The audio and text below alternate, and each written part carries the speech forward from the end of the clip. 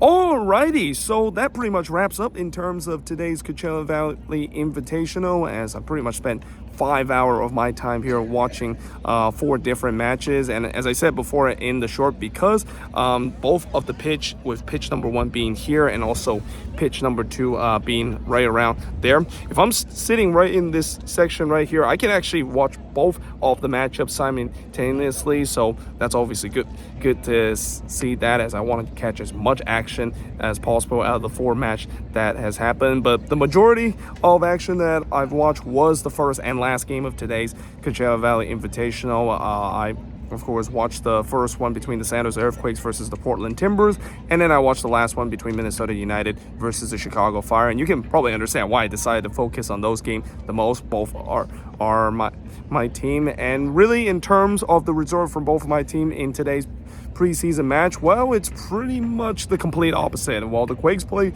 relatively well and won their game against the Portland Timbers, yeah, for the Loons, it was a disastrous class against the Chicago Fire, which I'll get to in just a bit. But first, let's talk about the first game between the San Jose Earthquakes versus the Portland Timbers. Now, mind you, the Quakes, they did play most of their starter, and the Timbers, at least in the first half, they didn't put a lot of their starter. And keep in mind, they don't have their main DP Evander in this game. So yeah, I think that maybe is kind of the reason why the Quakes were so dominant in the first half. Like, they were all over the Timbers in the first half. If it wasn't for Maxime Crépeau making some big save in the first half, the Quakes would have easily been 1 or 2-0 up. And one thing I also noticed is that the Quakes, when they attack, they always tends to go onto that right side, which kind of makes sense because that's the side that Christian Espinoza operate. And we saw this last season a lot, where when they give the ball to Christian Espinoza, knowing that he's one of the best crosser in the league, and a guy that is very known for his low-driven cross,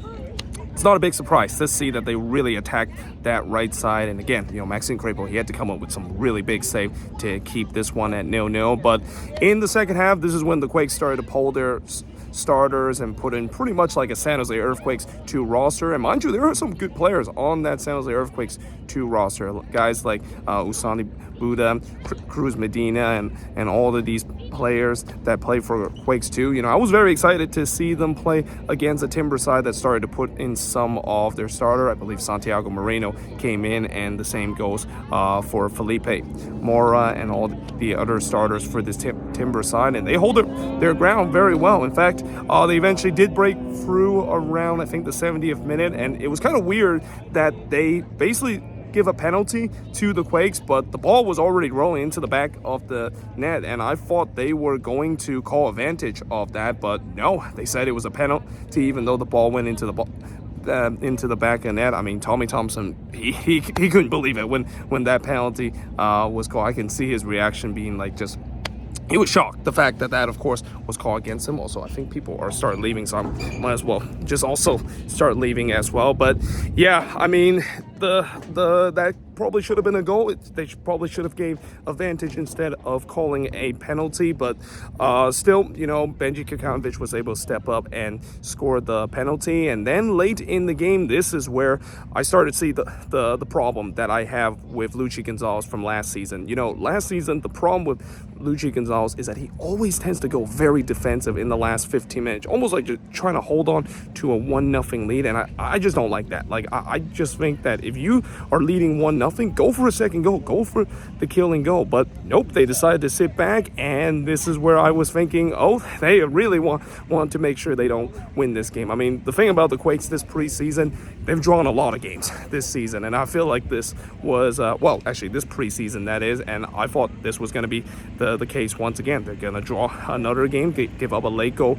against this Timber side, and, the Timbers, they put on the pressure to try to get the equalizer, but thankfully for the Quakes, they were able to hold on to get that 1-0 victory. Now, moving into the second game, which was the game between Minnesota versus the Chicago Fire, and this was the game that, if you're a Chicago Fire fan, you're definitely thrilled of seeing the performance that the team put. But in a Loons fan perspective, yeah, again, I've always said I don't want to overreact during preseason because a lot of things are completely different in preseason compared to what we see in the regular season. I mean, you'll never see like a huge line change as we saw in this preseason game between Minnesota and Chicago around the 70th minute mark, where this is when the starters for both teams started to play and the reserve for both of these teams basically come off the bench. But still, this was not a great performance whatsoever from the Loons. I mean, to be fair, it kind of started positive in the first half. I mean, I thought they were the better team in the first half. The reserve really kind of hold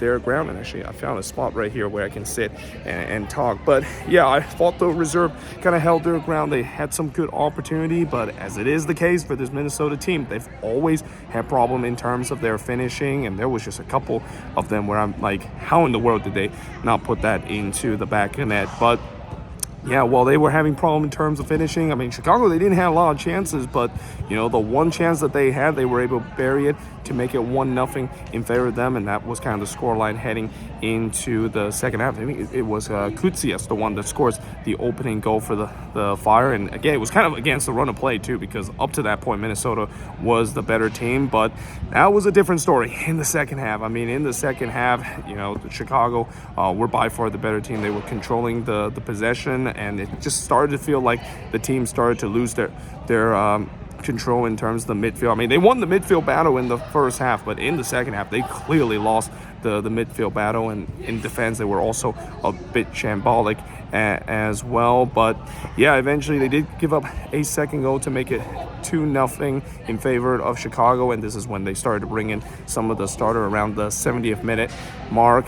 Great to see some of the starter out there, obviously minus Reynoso, who I think he's still injured right now, and he hasn't been playing in this Coachella Valley Invitational, but always great to see guys like Robin Ludd, Timu Pukki, and even Hassani Dotson play in this one, and even see our new center back Victor Eriksson play in this one too. But unfortunately, by then the Loons were already down to 10 men, because one thing I forgot to mention is that Devin Paddlefield,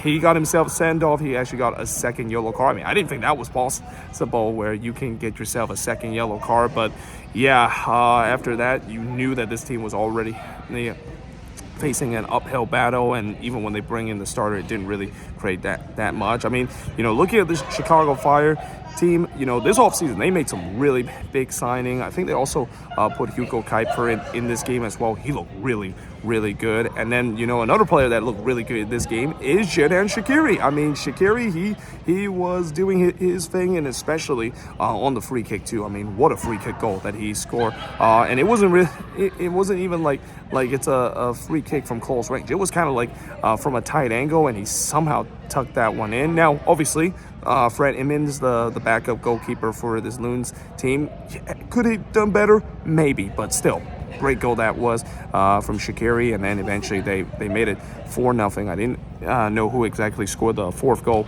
for the Chicago Fire, but yeah, the defense was just absolutely shambolic. They were getting pulled apart by the Chicago team every time the Fire attack, and then going forward on the other end, they just didn't really offer too much. And one of the things I've also seen with Minnesota in terms of the preseason, and at least under Cameron Nolas, is that it seems like they're known to more be a pressing team, and I definitely seen a bit of that. They definitely put in the press, especially in the first half with the reserve. Like, they were pressing a lot. They were really causing a lot of problems for the Chicago Fire, but unfortunately, they just couldn't take advantage of it. And they kind of did the same thing when the starters come in. I mean, it was very weird to see Timu Pukki are pressing guys. I mean, I don't know if that's going to work well, especially when this team does get a new coach. And I wonder, when they do eventually get a new head coach, are they going to stick with this high pressing kind of intensity? I mean, I'm assuming you have to, because, if you're going to go through a season where Cameron Nolas is going to use this high pressing system, you don't want to hire a head coach that basically is going to completely change the system and completely wreck what your team identity is going to be as the season goes along. But yeah, I mean, either way, even though I've seen the team use the system, it didn't really create too too much. I mean, at least, as I said, in the first half, at least the reserve created some opportunity, just couldn't finish whatsoever, and then it was really ineffective in the second half as well. I mean, when you're also down to 10, man, if you're playing that pressing system and it doesn't work, yeah, you're going to leave tons of gaps. Maybe that's why I thought the defense and midfield was in a shambolic state. I mean, you know, they just trying to play the pressing system, didn't work whatsoever, and just getting absolutely pulled apart at the back. But like I said many times, I'm not going to overreact in terms of preseason games. I think it's going to be better, and they have shown this offseason Minnesota that they have played much better in the preseason. But yeah, I mean, it's got to be better, and especially as we get into the first game of the season against Austin, that will be an interesting test to see whether or not if this defense and midfield is up to par, because that's been one of the problems for this Minnesota team heading into last season, where they were not good in the midfield and in the defense, and it feels like if they don't fix that from this game, it could be another long season, even with the addition that they of course made. But yeah, there you have it. That is pretty much it in terms of me recapping. And actually, before I finish this video, I also want to mention the other games that I've kind of watched. Or I did watch the I kind of did watch the NYCFC versus LA Galaxy game. That game actually ended in a 2-2 draw, and NYCFC actually jumped down to a 2-0 lead, and one of the goals was just a sloppy turnover from the Galaxy. And I mean, that's not a big surprise considering the defense of the Galaxy. That was one of the things I mentioned was going to be a big weakness heading into this season. But credit to the Galaxy, you know, they were able to come back. Now, granted, you know, I think that they started most of the reserve in the first half, and then once they get the starters in the second half, it's not a big surprise that they play much better. And also, it's worthy to note they did not put Ricky Puig in this game whatsoever. But still, they came back from a 2-0 deficit to tie it at 2-2, and they could have made it 3-2 if it wasn't for a goal that was called back for offside. And again, I think maybe NYCFC didn't really play very well because they started to pull their starters out. But when they had their starters, they looked really good. But yeah, in the end, that game ended 2-2, and the other one was also a draw, but an entertaining one. It actually ended 3-3 in that game. Now, I didn't watch the second half of that game because I was really focusing on the Minnesota versus Chicago game, but at least in the first half, I think the Red Bulls went up 2-0 in that game, and then Austin did get themselves one back. But then Austin got 2 more goals in the second half, and it looks like they were going to win it. But, you know, the Red Bulls did fight back to get a 3-3 draw on that one. That one sounds like a very entertaining game, and it's kind of a shame that I only watched one half of it, and I didn't watch exactly what happened in the second half. But yeah, either way, that pretty much concludes me being here at the Coachella Valley Invitational. By the way, I had a blast here. I mean, this soccer complex here, which is actually, I mean, it's not really a soccer complex. It's actually the same area where the Coachella Music Festival is taking place. But what a wonderful view the scenery is absolutely awesome with the mountains in the background, and you just wonder why Coachella always is in this spot. It has some of the best scenery for a music festival, but for a soccer tournament, it's as good as it gets. And I'm really hoping next year they're gonna have another one. I mean, this is the second time that they did this. I really hope next year they're gonna do it again, because if they're gonna do it again, I'm definitely thinking about coming back, because I really had a blast here in this Coachella Valley Invitational. But yeah, either way, hope you guys enjoyed this video. If you do, make sure you guys do a like, smash the subscribe button, and then of course, when I get back to the hotel, I'll probably try to do a news of the week episode. Albeit it's gonna be a very late night one, because I'm still going to be going out later today. But until then, hope you guys enjoyed this video. If you do, make sure you guys do a like, smash the subscribe button, and yeah, I of course will see you guys next time.